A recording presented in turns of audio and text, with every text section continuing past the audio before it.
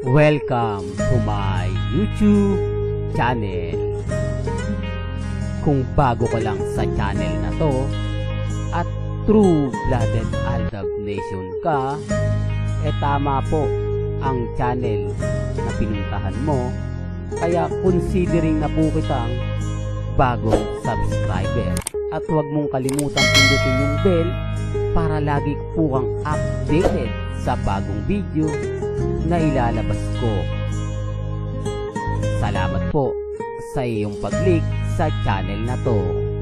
Welcome back mga kaaldab. Ito na naman po ang inyong lingkod, si Mr. Destiny. At siyempre panibagong video, panibagong update na naman po tayo. Ito yung pinaka-latest mga kaaldab na pinaliwanag ko kamakailan na ang daming bumatikos po sa akin.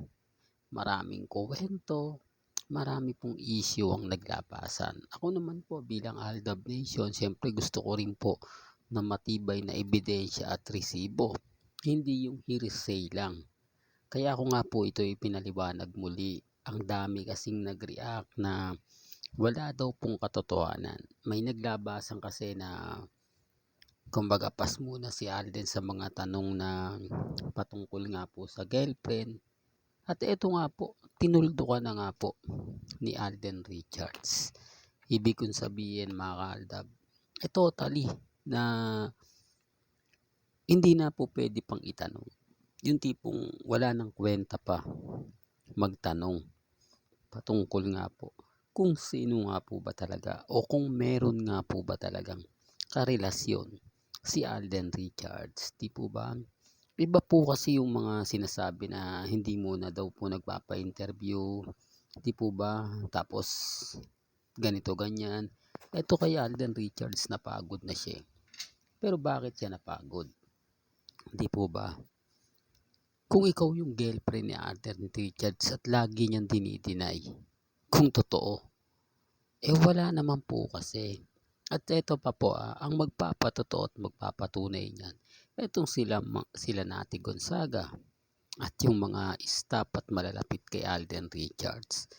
May nakita po ba kayong girlfriend o babae man lang na na-date o dinidate ni Alden Richards? May nakita nga po ba kayo na madalas lagi at kasama ni Alden Richards? So, kaya nga po sabi ko sa inyo, napakaliit lang po ng Pilipinas para po kay Alden Richards. Nakita nyo dati, di po ba? Si Paulo Contis, di po ba? May karelasyon na ispatan sa Siargao. O, baka sabihin nyo, ganito ganyan. Hindi po kasi makakaligtas, makakalusot. Lalo na nga po kung ang mga media po at ang mga reporter at ang mga nagsusulat ng article nakatutok sa'yo. Di po ba? Hindi, totoo naman po kasi bawat galaw po ikaw yung binabantayan. Malaking iskop po kasi ito mga kaaldab kung sakasakaling maispatan si Alden Richards na may kadate na ibang babae. O yun yung pinupunto natin at syempre gusto ko rin magets po ninyo, maintindihan. Kasi kung lagi ganito na lang po yung paliwanag ko, yung iba nag-uumay na. Kaya nga tinutuldoan na nga po ni Alden Richards. Ibig sabihin, napapagod na po siya sa paulit-ulit na tanong na wala naman po talagang karelasyon si Alden. Kaya yung iba naghahanap ng ebidensya at resibo na hindi naman po nila nakita at wala po silang nakita. Yan ang simpleng ganap lang, simpleng update lang. Kaya nga po ako po hindi po basta-basta nagpapa-apekto. Hindi ako basta-basta nagpapadala. Lalo na nga po kapag ang pinag-uusapan po natin sina Alden Richards at si Maine Mendoza. Paulit-ulit ko lang po itong sinasabi.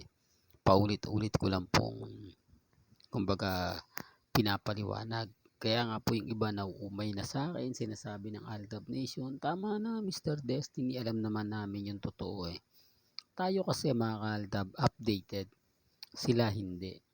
Tayo kasi laging nakatutok po sa social media about kina Alden at kay Mengay.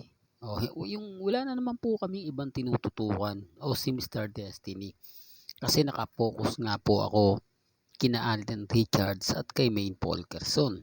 Kaya yung iba po nagigilty, naiinis, nagagalit. Di po ba na, ay naku, nakapokus ka ng lagi, Maine fanatics ka, di po ba? Tapos kapag kay Alden naman, Alden fanatics ka. Kaya paminsan-minsan po, kayo na po yung maghuhusga. Kayo na po ang magkukomento. Kaya nga po ako ngayon, hanggang ngayon relax lang. Kalmado. At higit sa lahat, updated. Hindi po ba? Lagi kong pinapaliwanag to at paulit-ulit. Minsan darating yung point mga kahaldab na alam nyo na. Po ba? Kaya lang syempre mga kahaldab, bilang Aldab Nation, tanggap ko naman po yung pang-iinsulto, pangaharas na sinasabi po nila sa atin. Pang-iinsulto ng masasakit at maanghang na salita. Normal na lang po sa atin yan.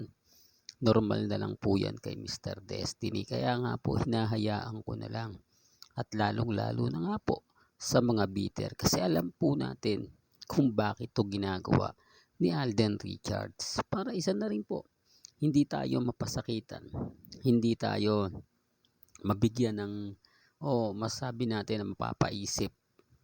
Alam kasi ni Alden na ang Aldab Nation matampuhin po.